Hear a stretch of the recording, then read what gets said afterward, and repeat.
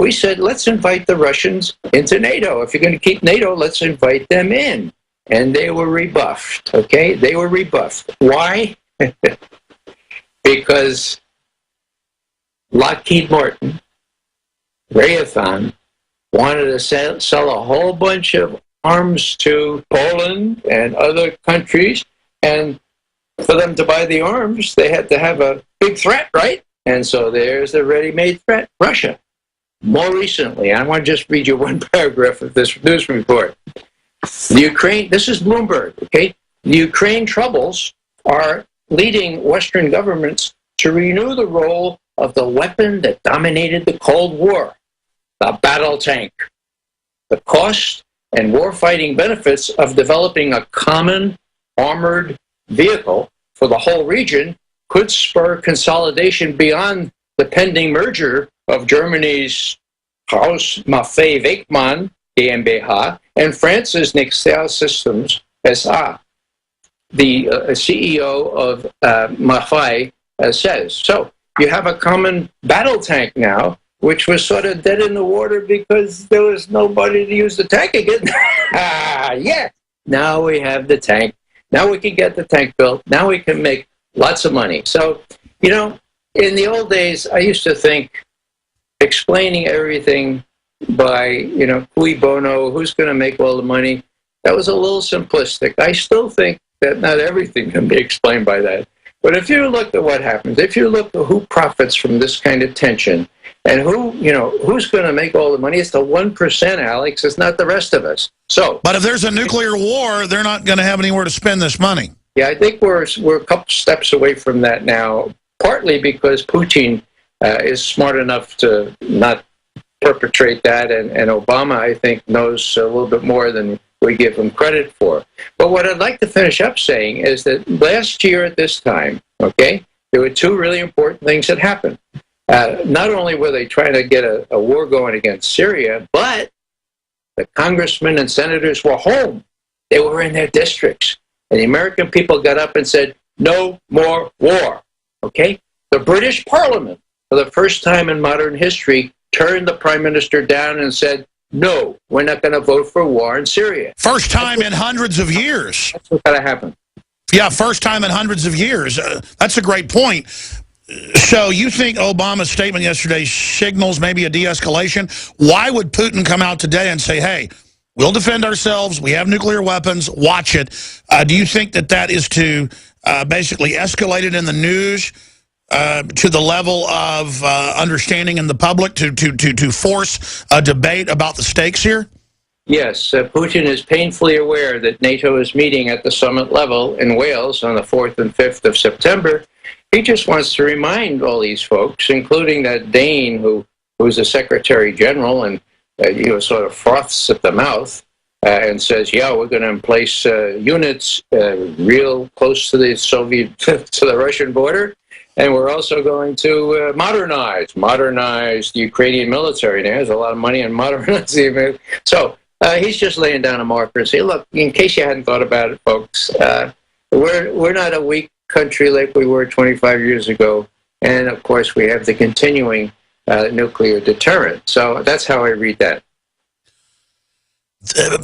You're getting back to what really concerns me, because I've been a student of politics, always found it very interesting, geopolitics, military affairs. People were always corrupt and had problems. There were good guys, bad guys, but people are more serious. Now, when I see the mannerisms and the meetings, and Hillary saying, we came to Libya, we saw he died. Obama, I'm good at killing people. Pearl hits on girls at cocktail parties saying, I kill a lot of people.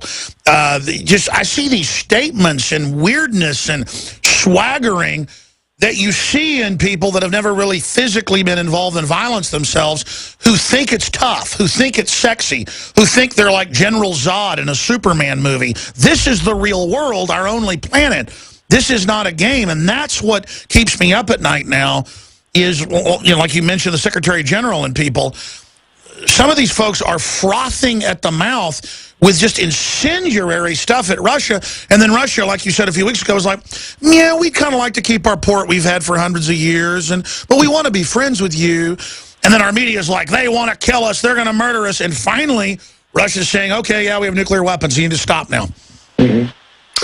Yeah, I mean, the propaganda offensive in this country and the West reached ridiculous proportions.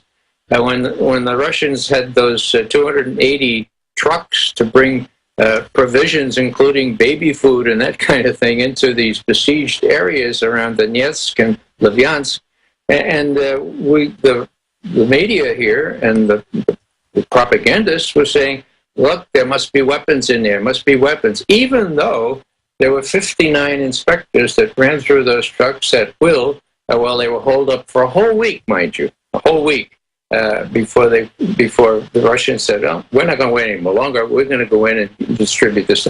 Imagine yourself as a parent of a baby that needs formula, that needs milk, and you're hearing that the Russians are going to bring it, but they don't have the right papers to get through the Iranian customs.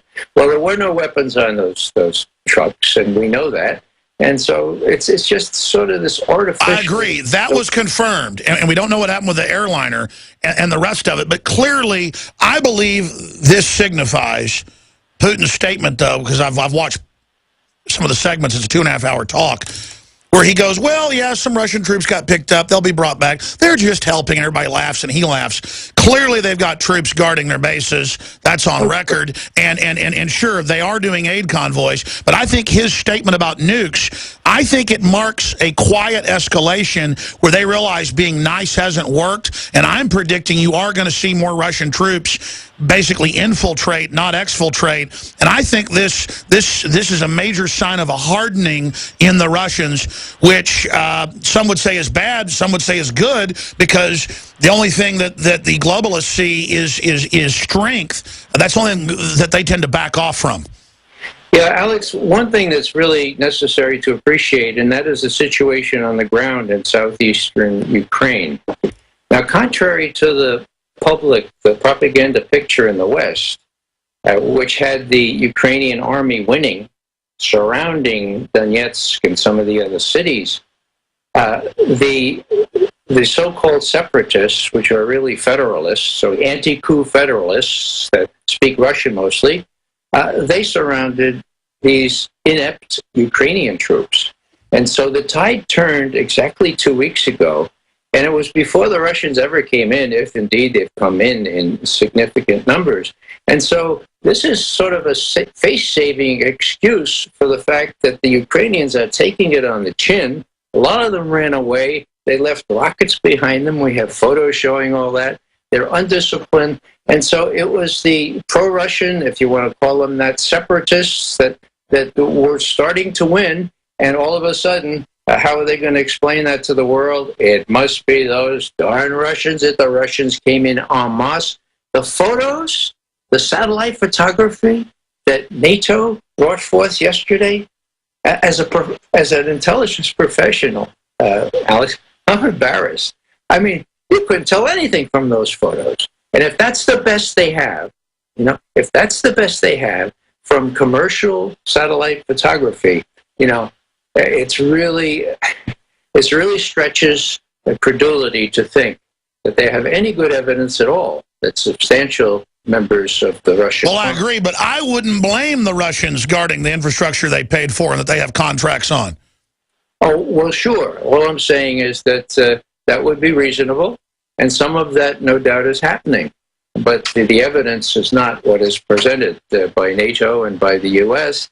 Sure. The other thing is that Putin has deliberately adopted a kind of a laissez-faire, a kind of a laid-back attitude. What he said last night was, look, you Ukrainians that we support politically at least, be aware that you may have captured a couple hundred Ukrainian government forces, but let them go. Get a corridor back into the Western Ukraine. Let them go, for Pete's sake. And we expect them to let those 12 guys that they captured from us. Let's not make this into a big conflagration. Now, I have to tell you, that's a much more statesman-like attitude than anything we're seeing out of NATO or out of Washington. That's it. We don't see anything diplomatic out of the West anymore. It's all just thuggish. Al Capone had more grace than these guys, and that's what concerns me. Yeah. Well, that's true. And, Jack Matlock, who used to be the ambassador, our ambassador in the Soviet Union and in Russia, in his most recent writing, he said, this name-calling of the kind you heard Samantha Power do yesterday, it's not doing any good. You don't say at the UN that we haven't heard a word of truth from Russia. Indeed, most people know you've heard more truth from Russia than you have from Samantha Power. So who does she think she's kidding?